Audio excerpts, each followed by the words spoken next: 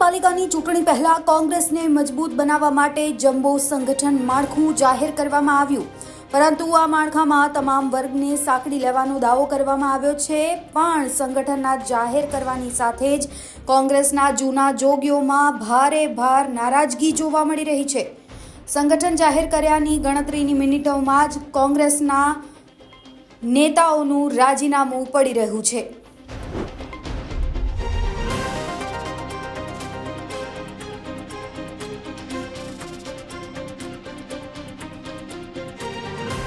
વર્ષોથી કોંગ્રેસ ગુજરાતમાંથી સત્તાથી બહાર છે. સુરતની વાત કરીએ તો સુરતમાં પણ સત્તાથી બહાર છે. મહાનગરપાલિકામાં આજે પણ એક પણ એનો પાર્ષદ એક કોર્પોરેટર નથી.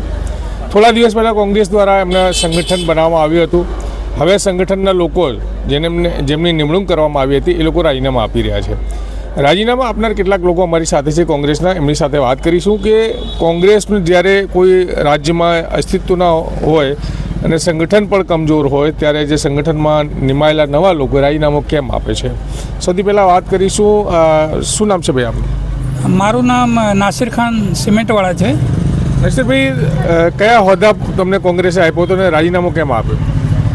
13 ડિસેમ્બર 2025ના રોજ પ્રદેશ કોંગ્રેસ સમિતિએ સુરત શહેર સમિતિની જે યાદી પ્રસિદ્ધ કરી તેની અંદર મારું કારોબારી સભ્ય તરીકે યાદીમાં નામ સામેલ હતું, તે મેં અસ્વીકાર કર્યો છે. શું કારણ? હું પ્રબોધ રાવળ જ્યારે પ્રદેશ પ્રમુખ હતા એ જમાનાથી પાર્ટીમાં સક્રિય કાર્યકર્તા છું, એટલે આપ અંદાજ લગાડી શકો છો કે 40 વર્ષ જૂનો કાર્યકર્તા હોવાના કારણે દરેક શહેર સમિતિ બની તે વખતે મને મંત્રીથી મહામંત્રી તરીકે પદ અપાયો અને ડાયરેક્ટ મહામંત્રી પદ પર રહેલા વ્યક્તિને તમે કારોબારીમાં મૂકો એ કેટલું વ્યાજબી, એટલા માટે અસ્વીકાર કર્યો છે.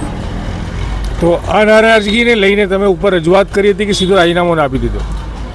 રજૂઆત મેં કોઈને કરી નથી, કેમ કે રજૂઆત કરવાથી પણ એનો કોઈ નિકાલ આવતું નથી. પણ જ્યારે મને એવું લાગ્યું કે આ પાર્ટીએ જે જવાબદારી મને આપી છે બહુ મોટી છે, મારા ખભા એ જવાબદારી ઉઠાવવાના લાયક નથી, એટલે મને એવું લાગ્યું કે હું આ પદ પરથી અસ્વીકાર કરું તો નવયુવાનોને એનો મોકો મળે. એક બાજુ કોંગ્રેસનું સંગઠન પૂરા ગુજરાતમાં નથી, એટલે મજબૂત જે પ્રકારે હોવી જોઈએ નથી એ પ્રકારે, તો એવામાં તમને લોકો રાજીનામું આપો છો તો કોંગ્રેસ કેટલી કમજોર પડી જાય? મેં રાજીનામું કારોબારી સભ્ય પદ પરથી આપ્યું છે, પાર્ટીમાં નથી. પાર્ટીમાં હું છું અને રહીશ, સક્રિય કાર્યકર્તા તરીકે રહીશ. શહેર સમિતિના પ્રમુખશ્રીને, નેતાને અભિનંદન. મારા જે લોકો શહેર સમિતિમાં હોદ્દેદાર બન્યા છે તમામ સભ્યને મારા અભિનંદન. એ તમામ સભ્ય સાથે ખભેથી ખભા મિલાવીને અમે કામ કરીશું, પાર્ટીમાં જ રહીશું. પણ તમને ડાઉન કર્યા છે, અપગ્રેડ કરવાની જગ્યાએ ડાઉન કર્યા, એટલા માટે તમે પાર્ટીથી નારાજ છો? એ સ્વાભાવિક વાત છે. બિલકુલ. તમારું નામ શું છે? મારું નામ ઇમ્તિયાઝ શેખ અલીફવાલા. ઇમ્તિયાઝભાઈ, તમારી શું હોદ્દો આપ્યું હતું કોંગ્રેસે અને પછી કેમ રાજીનામું આપ્યું? હું છેલ્લા 30 વર્ષથી કોંગ્રેસમાં સક્રિય કાર્યકર તરીકે કામ કરું છું અને આપણે અગાઉ પણ કોઈ હોદ્દાની આપણને લાલસા હતી નહીં અને પ્રેઝન્ટ ટાઈમમાં પણ આપણને કોઈ હોદ્દાની જરૂર નથી.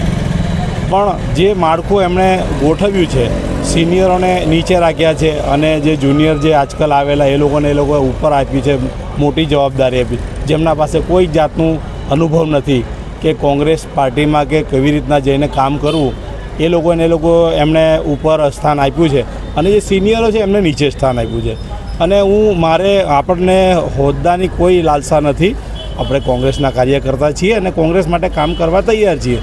પણ જે આ સિનિયરોને જે સાઇડ લાઇન કરવાની વાત છે એ વિશે આપણે આ રાજીનામું આપ્યું છે. કયો હોદ્દો આપ્યો હતો તમને નવા બોડીમાં? નવી બોડીમાં મને મહામંત્રીનો હોદ્દો આપ્યો, જનરલ સેક્રેટરી. તો એ લેવલની પાર્ટી લેવલની કંઈ રજૂઆત કરી તમે કે સીધું રાજીનામું આપી દીધું તમારી?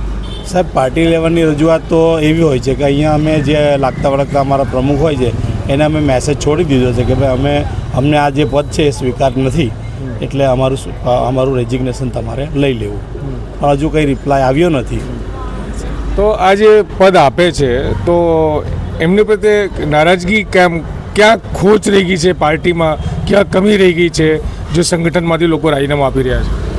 એમાં એવું છે કે સાહેબ જ્યારે 30 વર્ષથી માણસ કોંગ્રેસ પાર્ટીમાં કામ કરતો હોય, એક જ પાર્ટીમાં કામ કરતો હોય અને એને એના વિસ્તારથી લઈને સુરત શહેરના કોણ લોક કેવું છે, કોનું શું કેરેક્ટર છે એ બધું જોતા હોય અને એ જોતાં જ અગર કોઈ દાગદાર માણસ કે કોઈ એવો માણસ જેનાથી પાર્ટીની છબી ખરાબ થતી હોય એવા લોકોને તમે સંગઠનમાં રાખો તો એ સ્વાભાવિક છે કે અમારા જેવા સાફ સુથરા જે માણસો છે, જે ક્લીન એન્ડ ચીટ એકદમ રાજનીતિ કરવાવાળા, એ પાછળ જ હટી જશે.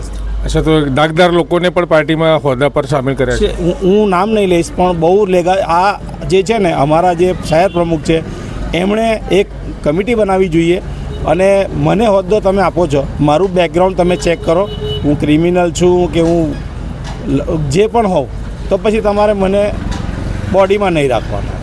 એવી રીતના તમે એક તટસ્થ તપાસ કરો અને સામેવાળાને તમે ઇન્ક્વાયરી કરો કે શું છે, એ પછી તમે બોડીમાં લો તો કામ સારું થશે. તમારું નામ શું છે? મારું નામ કેસર અલી પીરઝાદા. તમારે શું હોદ્દો હતું અને કેમ રાજીનામું આપ્યું છે? હું છેલ્લા 30 વર્ષથી સક્રિય કોંગ્રેસ પાર્ટીમાં કાર્યકર તરીકેની સેવા આપું છું અને છેલ્લા એમાં અમારે 3 વાર સુરત શહેરમાં ઉપપ્રમુખ હતો. આ વખતે કારોબારીમાં રાખવામાં આવ્યો છે અને ડિસગ્રેડ જેવું કર્યું છે, એટલા માટે અમારો વિરોધ હતો. તો ક્યાં તકલીફ ક્યાં રહી છે પાર્ટીમાં? સંકલનનો અભાવ રહ્યો છે કે કોઈ વન સાઇડ ચાલ્યું છે જે આવી રીતે હોદ્દા અપાયા છે? તો ના, આમાં સંકલન અને ચર્ચા વિચારણા કરવી જરૂરી હતી. અમને હોદ્દો નહીં બી આપે અમને કોઈ વાંધો નથી. અમે છેલ્લા 30 વર્ષથી કોંગ્રેસના સંઘનિષ્ઠ કાર્યકર છીએ અને હોદ્દાની અમને જરૂર નથી. તો અમને પાર્ટીને અમને એ જ રજૂઆત કરી છે કે હોદ્દો નહીં આપતો તો બી ચાલતે, પણ આવી રીતે રિગ્રેટ કર્યું છે અને વિશ્વાસમાં લીધા વગર જે કામ કર્યું છે એનો અમારો વિરોધ છે. તો તમે લોકો આટલા વર્ષો જૂના કાર્યકરો છો, નવા હોદ્દા પરથી તમે રાજીનામું આપો છો, તો એ પાર્ટીના આગળ ભવિષ્ય પર કેવું અસર દેખાશે? આજે ગુજરાતમાં પાર્ટીનું સંકલન બહુ મજબૂત છે અને એના પર અસર નહીં પડશે. તમારું શું માનવું છે? પાર્ટી અમે જે રેઝિગ્નેશન આજે આપ્યું છે એ અમે હોદ્દા પરથી આપ્યું છે, જે અમને નિમણૂક કરી એના બદલે, પણ એઝ અ કાર્યકર એ અમે રહેવાના છીએ અને પાર્ટી માટે અમે કામ કરીશું જ.